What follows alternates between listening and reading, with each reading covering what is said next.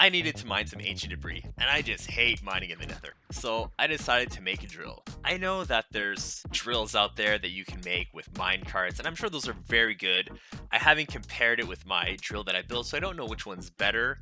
I just wanted to make something kind of cool, that can also act as a mobile base, and really, I just like building things. That's why I made this. I love to build things. So let's have a look at this drill. Right now, it's just mining. It's completely fluid proof, so I tested this in a creative world that can go under lava lakes, no problem. I'm going to test it out in my survival world later, but first we're going to look at the drill, and I'm going to compare it to some drills that I had built in the past, so let's go have a look. Alright, so we have the two drills here. On the left is my new drill, on the right is my old Megadrill. So some of you might recognize this. This drill is now obsolete because it uses in-case fan engines, and since the 0.5 update, those are now obsolete. I was able to shave a few blocks off the top of my new drill because it turns faster. The turning mechanism is smaller, and it turns quickly enough that I don't need the extra layer on top, which would stay fixed in place when the rest is rotating to stop the fluids from falling through. My new drill rotates quickly enough, so it does not require that. So all in all, I think they have about the same circumference, but my new drill is 3 blocks shorter, which is great because that also means it lags less and it takes less blocks because, I'm going to use this in survival. I don't want to use any more blocks than I have to, and it's already quite a big build. So let's check the inside. So we've got the seats, so this thing can turn, it can go straight, which I'll show you in a minute. It's got a vault. So yeah, this thing can turn.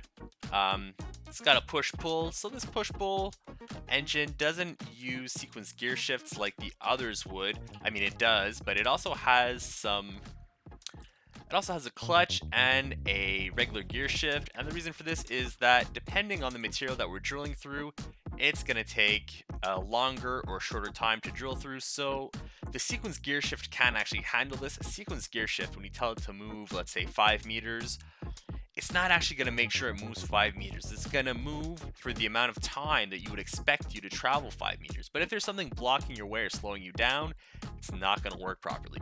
Alright, so let's see this thing move around. So I've got the controller in my hand, and if I press forward, well, it's going to go forward by 1 square. So if you want to move around with precision, this is the way to do it. This thing can turn right and left, no problem. It looks like it's turning like all the way around, but it's really just turning 90 degrees. It's just the animation is doing that. Probably because of the high speed. It's 120 RPM, so that's why it's doing that. If I press backwards, that puts it into auto mode, and it's just going to go all the way. So if I want to stop it, well, all I have to do is press back again. So that's what you'd want to do if you were mining, right? You just want to set it, let it go, and you don't want to have to press forward for every block. You just want to set it and forget it. Okay, let's see quickly what it looks like from inside the cockpit. So, can move forward. We got the ceiling that moves. That's what keeps us safe. So the ceiling we see is actually staying still while we advance, and that stops the fluid from falling on us. So if we turn around, it looks like this. And if I put it into auto mode, well, we'll just keep going. And you can see the water over here that I used when I was testing out how to make it fluid proof. Now let's head over to my survival world and watch the schematic cannon in action. Stay tuned for part 2, where I bring my drill to the nether to mine some ancient debris. As always, there'll be a link to the schematic in the description. Thank you for watching, and I hope you enjoyed this video.